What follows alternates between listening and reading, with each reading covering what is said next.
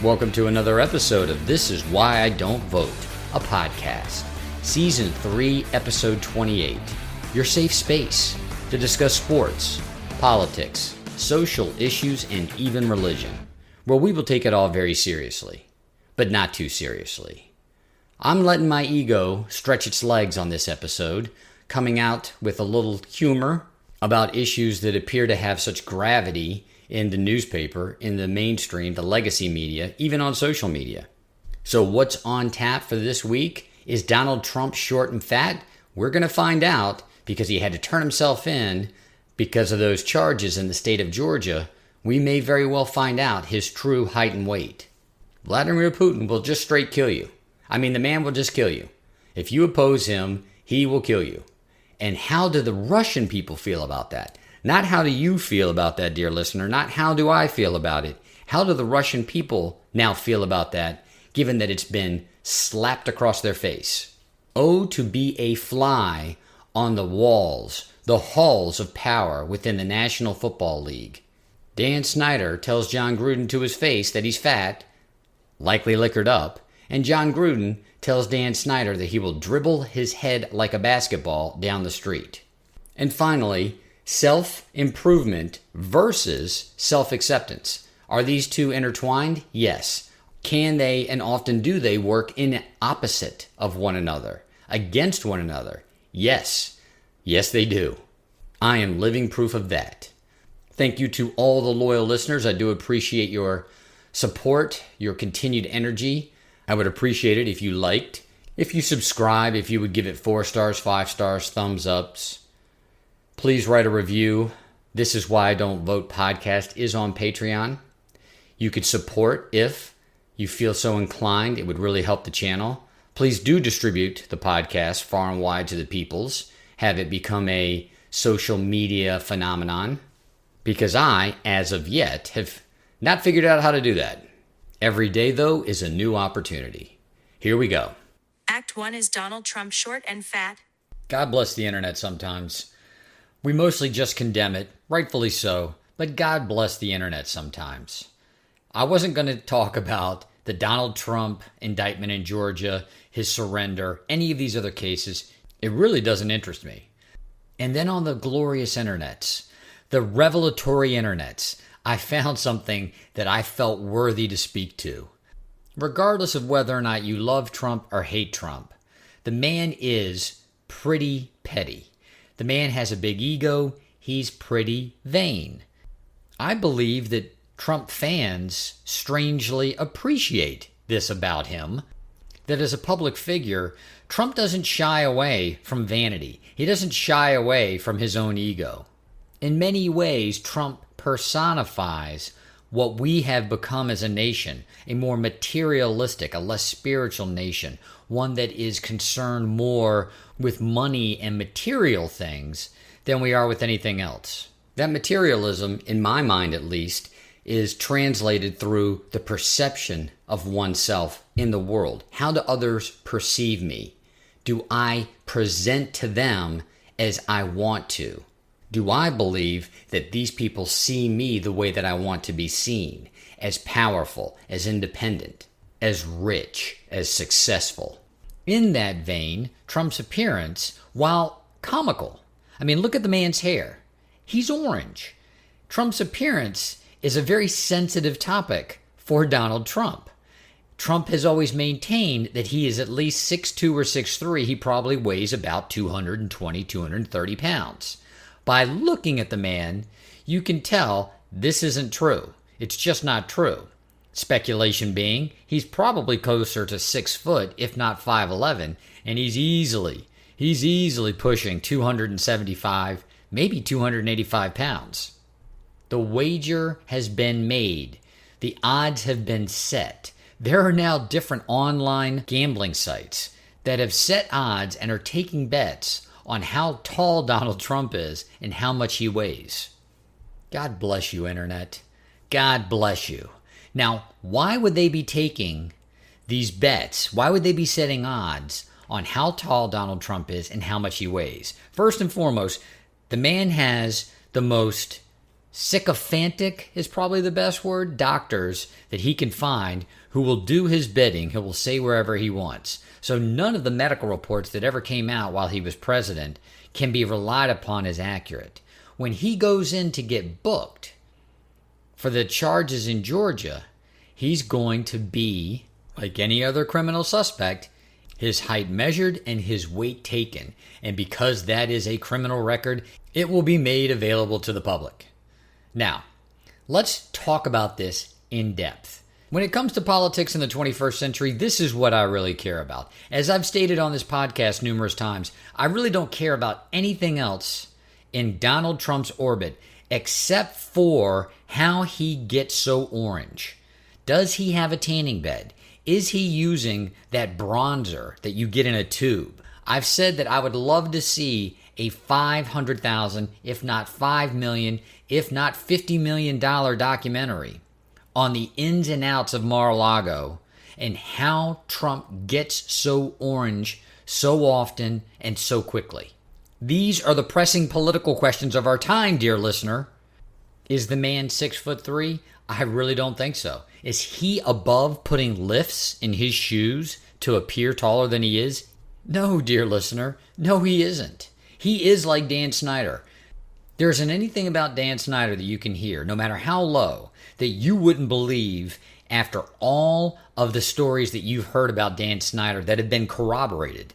As I've said, Dan Snyder could sacrifice puppies at the altar of greed, and you'd say, meh, shoulder shrug, sounds plausible. I'm not going to place a bet. I'll place a bet here. I said I wouldn't speculate on this podcast anymore. I'm going back on my word. I will speculate. I'm not going to actually place a wager with money, but I'm going 5'11". No, you know what? I'm going to give him 6 foot. I'm going to give him 3 inches of lifts in his shoes. I'm not going to go any further than that. I'm going to say 6 foot, but the man is easily pushing 280 pounds. He hasn't flirted with 220 pounds in 20 years. And as I am recording this, the mugshot is already starting to circulate on the internets. The mugshot of Donald Trump when he surrendered himself to Georgia authorities. Now, I don't know because I really haven't looked into it. I'm sure the this will be circulating around in the next 24 to 48 hours. How tall, how heavy? God bless you, internet. God bless you. Act 2, Vladimir Putin will kill you. How do the Russian people feel about that? So I did this piece about Prigozhin and his involvement with Vladimir Putin, with the Wagner Group, this alleged coup. The whole thing was so strange, he ends up turning around after leading this column on Moscow to evidently overthrow Vladimir Putin. And then they come to some agreement and he goes to another country. I can't remember if it was Belarus or wherever he went. And then, out of the blue, there's a news story. His plane explodes. He falls out of the sky. He's very likely dead. Vladimir Putin will kill you. My question is, how do the Russian people feel about this? People are all the same. I mean, we really are. And we don't live in a dictatorship in the United States. We get frustrated with our politicians, and we get frustrated to the point where we start to ignore it. And that can be, no doubt, problematic. What is it like to live in a dictatorship where you practically have to ignore it on a daily basis in order to survive? When is it that as a people, as a community, you realize, oh my God, we thought we might be living with a strong leader or an authoritative leader, and that is somehow now morphed into a dictatorship. If you are a Russian citizen, at this point, can you believe anything other than you live in a dictatorship? Vladimir Putin doesn't pull punches anymore. I mean, he was at least like Donald Trump in many ways as Trump was running for president the first time. There was that punchy, almost jovial at times, sarcastic, self-deprecating Trump. Whether or not you appreciate any of that, it existed. That was part of Trump's charm. Yes, he could be caustic. Yes, he could be acerbic. Yes, he could be confrontational. But at times, he could also inject humor. He could be self-deprecating. You may be thinking to yourself, dear listener, if you hate Donald Trump, that's just a dressed up turd. Okay, maybe it is just a dressed up turd, but that's better than a turd that has no clothes on, better than a turd that hasn't been cleaned up. Putin could often come off the same way, with that acerbic wit, subtle puns, sly jokes, and perhaps that masked what was just below the surface, the fact that he gained as much power as he did so quickly because he challenged the oligarchs. He took out many of the oligarchs violently, although it didn't appear that way by way of the news media, right? People falling out of windows, people choking on things, getting killed in car accidents. Over the course of time, it became less subtle. It became more nefarious. The Russians loved them some poison, and all of a sudden, all of these people who challenged Putin, whether it be domestically or abroad, started getting poisoned. Fast forward to now, he'll just plain kill a motherfucker. Now, how as a Russian citizen do you feel about this? You know, you're going about your daily life. It's not easy. None of our lives are easy. You're trying to raise children in a marriage, all of the same problems that we experience anywhere on the planet, but particularly in the West. Everybody else experiences those as well. On top of that, you have all of the different problems that you experience at your job, in your career. It's hard to make time to be but so upset about government. Yeah, like the rest of us, you might get on social media and throw a tantrum. You might actually espouse your political beliefs at work, certainly in social situations. But how much action are you going to take? This type of situation reminds me of Egypt, where you had someone like Mubarak who was hated by the people for years, but they just didn't organize. It was never bad enough to rise to the point where everyone collectively and all at once stood up and said, we've had enough. You and I, dear listener, we see the news story. Another of Vladimir Putin's adversaries has died under mysterious circumstances at best, and we think to ourselves, yeah, that's what Vladimir Putin does. And then we go about our daily lives secure in the fact that as terrible and stupid and greedy and simple-minded often that Western politicians can be, which all too often is a reflection of us, of the citizenry, what is it like to be in Russia and see that same news, that another one of Putin's adversaries has died, and to think to yourself, this may be something that we can't stop, that we don't have any control over. This has gotten too big. It's become a monster. I'll end this segment by giving you a story, my experience becoming a new Arizona resident. And at the time, there was a sheriff. The man's name was Joe Arpaio. You've heard of him, I know. Most everyone has. And if you haven't heard of him, very quick internet search and all sorts of interesting information will come up. Well, I didn't have the best impression of Joe Arpaio when I moved here in 2007. And neither did many people moving into the state of Arizona. What I didn't realize was the advent or the origination of the Joe Arpaio story.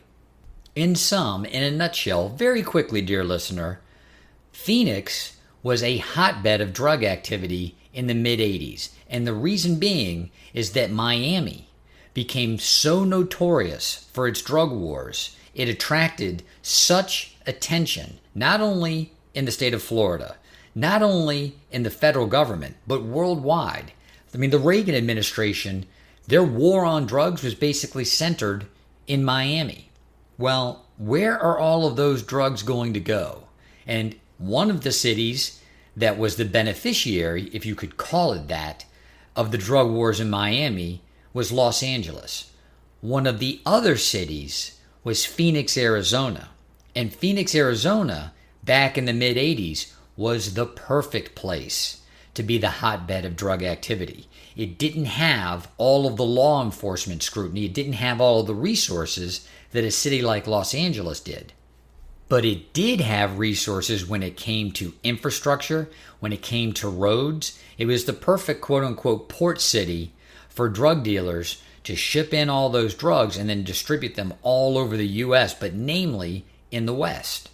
To avoid Miami's fate, the citizens of Phoenix, Arizona elected a sheriff that promised that Phoenix would not become the next Miami. That man's name was Joe Arpaio. The roots of the drug trade were growing in Phoenix, and fear was rampant. So people were willing to allow, if not invite, a strongman into their midst in order to avoid the fate of the city of Miami. 40 years later, and that's not an exaggeration, it was about 40 years. 40 years later, we had ourselves an autocrat in the state of Arizona. The man acted with impunity. He flagrantly disobeyed all sorts of court orders, whether those be directed at his agency, the sheriff's office, whether that be directed at different sheriff's officers, whether that be directed personally at him. He just didn't give a damn. And it was at that zenith that the citizens of the state of Arizona, namely the citizens in the city of Phoenix, decided we've got to vote this guy out. When are the Russian people going to come to that same conclusion? And if they do come to that same conclusion, are they even in a position to vote someone like Vladimir Putin out? We give Trump a lot of credit that he tried to subvert the democratic process. And then you go and look at what he did. It was clumsy. It was stupid. It was poorly thought out. I mean, for God's sakes, the man relied on Rudy Giuliani to go to the state of Georgia and make his case in front of the Georgia state electors or the electoral board. He hired some of the dumbest lawyers around the nation. All you have to do is look at some of the pleadings that they filed. So at best, his attempt was poorly executed, if you could call it an attempt at all. The point being, what we've experienced here in the United States, to the extent we've experienced anything, is a far cry from what the Russian people experience every time there's a quote-unquote election for the president of Russia, and whether or not any vote cast actually means anything.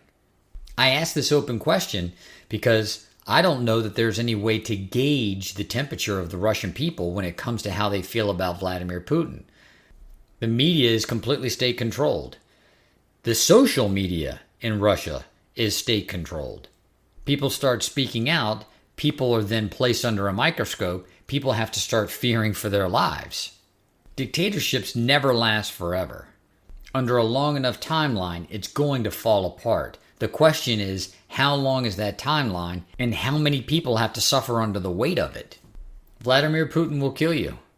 How long are the Russian people going to tolerate that? Act 3, if I could have been a fly on the wall. I considered doing a clever little segment on the upcoming NFL season. Who knows, I still may. A story came out that John Gruden and Dan Snyder were in the same place at the same time, a social gathering where alcohol was involved. And I had to comment on this because I think it illustrates, at least to me, maybe to you, dear listener, the sheer absurdity of how much energy we put into football and the NFL itself, and the fact that it's very much like the cocaine trade. Have you ever heard the analogy about the cocaine trade? That there were all these drug dealers, they were all making so much money, and they were essentially a bunch of nincompoops that in the late 70s had been a bunch of petty criminals and had this gold mine, this gold rush in the form of a white powder, completely transformed their lives. And one of the reasons why the drug trade became so violent and so out of control, it wasn't just because of the money, it was because these weren't that sophisticated a breed of animal in the first place. Not that any of us really are, but when you take the pettiness of some of the criminal activities that these guys were engaged in, and you look at how stupid they were. I mean, that's just it's the best term that you can do, just stupid. You know, you see somebody like a Pablo Escobar, and he becomes this criminal mastermind. He forms this empire, and he wasn't that brilliant in his own right. It was just, he was more organized, more disciplined, and less stupid than many of the other people who were involved in the Colombian, in the Mexican, in the Central American drug trade. That's the NFL in a nutshell. Ownership, front office. I'm certainly not one of these progressives that's challenging the efficacy of democracy, of capitalism, like these systems are in and of themselves oppressive.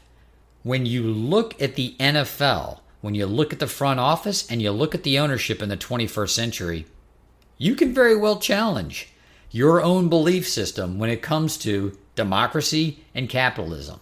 Because these people are all idiots. And more than that, they're petty idiots.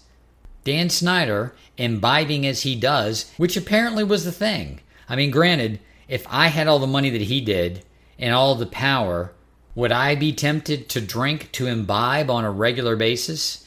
Would I be sauced 1, 2, 6, 7 days out of the week? Maybe. Never been in that position, never been in the man's shoes, trying not to be judgmental. The man walked around under the influence, it appears, maybe 20 out of 24 hours in any given day. And in this given day, he happened to be in the presence of one John Gruden and looked at John Gruden in the face and called him fat. He said, "John Gruden, you are fat." And he's right. He's not wrong. John Gruden wears suits very well. He's got his hair cut in a certain way. He's fat though, right? He's not on the leaner side of the body mass index scale. Gruden, who may have also been under the influence of alcohol, in his witty retort, in his counterpunch to such a strong jab, "I'll dribble your head down the street like a basketball." These are two multimillionaires, one of them a billionaire, who are linchpins, who are mainstays of the National Football League. Oh, would I have loved to have been a fly on the wall? And would I like to be a fly on the wall in the interactions between this cast of characters? The boorishness, the lack of couth. I played football in high school. I take that back. I practiced football in high school. I rarely ever played in the games, particularly in high school, and I imagine also in middle school. You hear a lot of the rhetoric about discipline and teamwork and all of these different pejoratives about what football is and what football can do for you. Given our love for the sport, as Americans, we want to believe in these pejoratives. We want to believe in this mythos about what football is and what it can do for you. Like anything else, dear listener, it's a story we tell ourselves. The reality of it has nothing to do with the story, the mythos.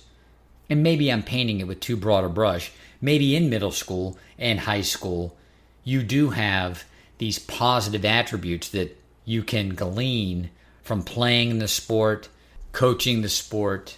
When you get to college, particularly at any kind of Power 5 school, and when you get to the pros, my God,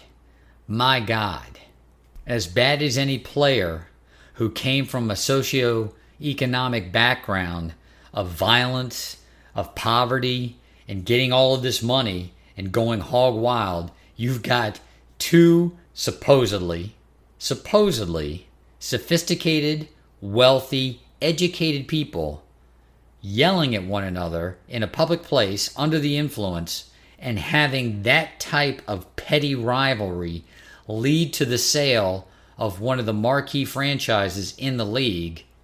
It never ceases to amaze me. And maybe that's my own story. My story being that given all the money and the energy and the quote-unquote shield, that there's something to protect behind the shield, that there's something valuable under the armor. And the more and more you hear about the inner workings of the National Football League front office and its ownership, there isn't. Just another wizard, just another guy with a booming microphone pulling levers behind a curtain. So be it. So be it. I'd love to be a fly on the wall to just soak in some of the drama. Real Housewives don't have shit on the NFL. Act 4 is self-improvement, the same as self-acceptance? Some of the more astute among you listeners might notice that in this episode I let my ego take a stroll. Although in fairness, I did announce that in the intro. I don't know why I'm saying that you'd be astute to pick up on that when I give it to you, like the answers on a test. Anyway, it's like a cooped up dog that hasn't been outside and goes wild running around. Maybe so wild that it just runs away. I've spoke on, maybe droned on for some of you about the journey that I'm on, self-improvement, the changes that have happened, that I've undergone. And a big part of that is judgment. How I judge myself, how I judge the world. And in this self-improvement paradigm, I didn't realize until this week, doing some different readings, watching some different things on the YouTube, that there's a difference between self-improvement and self-acceptance. In fact, self-acceptance can often be ignored in the process of self-improvement. And I, in particular, at least I feel that I, in particular, have been ignoring the self-acceptance in favor of self-improvement. So what do I mean by that? Well, you can judge yourself for not having improved to the level that you believe you should be at, and it's very easy to do so. And it's a way that you can maintain this judgment paradigm without you even realizing it. So what do? I discount, if not dismiss, my ego when it comes out, when it wants to take a lap, when it wants to have that leisurely stroll around the sports world, around the political world, when it wants to have its say about the social issues of our time. When I'm writing out segments, when I am recording segments, I will hear some of the things that I'm thinking after I say it out loud, or after I just repeat it after I've written down a position, a point, a joke, and I'll dismiss it. No, I can't say that. No, I don't really feel that way. Is this really who I want to be? Good humor is often self-deprecating. It's reflective of the self, of the way that you present in the world and the way that you feel the world presents to you. And it's self-deprecating. And without that ability, that capacity to be self-deprecating, you really often don't see good humor.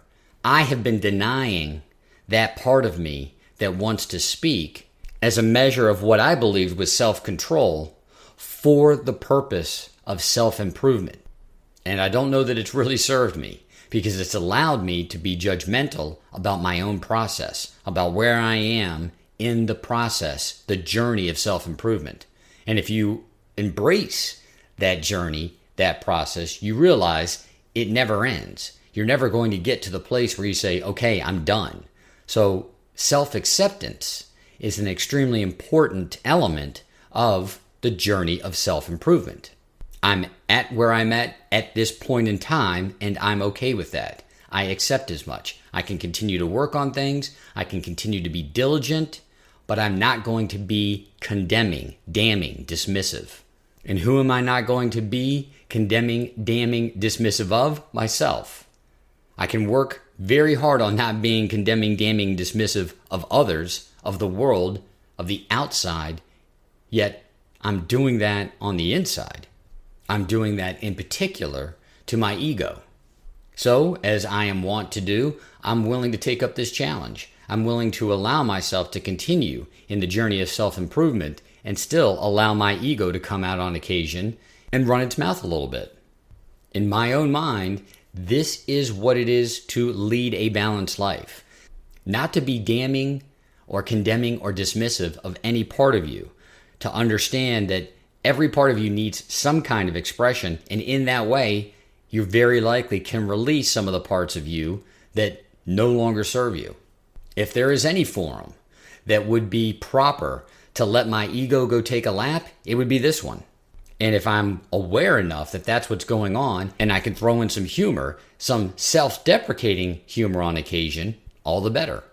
I do get discouraged on occasion about the fact that this podcast has not reached the heights, the levels that I thought it would after the course of 3 years. And yet, in a segment like this, I realize I'm still finding my voice. I'm still finding my angle. I'm still finding my niche within this medium.